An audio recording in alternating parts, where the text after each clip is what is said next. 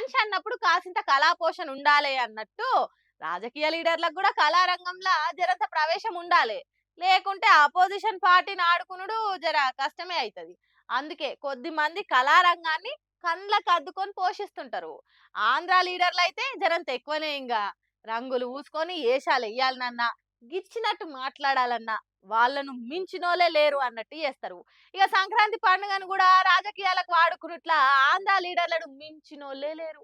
YSRCP leader Ambati Rambabu sir చూడుండ్రి, TDP party మీద ఎసోంటి పాట గాయగట్టి దానికి డ్యాన్స్ ఎట్లేస్తున్నాడు. పండగొచ్చింది, సంక్రాంతి పండగొచ్చింది,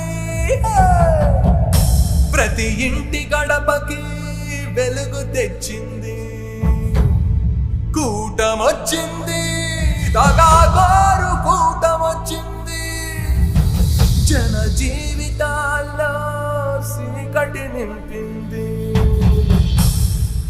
ఆహా ఆహా, ఏం ఎగుడు, ఏం దిప్పుడు, ఏం స్టెప్పులేసిండో చూసిండ్రా. అంబటి సారుకు 60 ఏండ్లున్నా 20 ఏండ్ల పడుసు పిల్లగాని తిరగనే ఎగురుతున్నాడు. మళ్ళా గసొంటి గిసొంటి పాట కాదది. సంక్రాంతి వచ్చింది వెలుగు తెచ్చింది, కూటమొచ్చింది చీకట్లు తెచ్చిందట. వెనక మరల భోగి మంటలు మండుతుంటే అటుపక్క ఇటుపక్క డాన్సర్లను పెట్టుకొని జోరుగా ఎగురుతున్నాడు.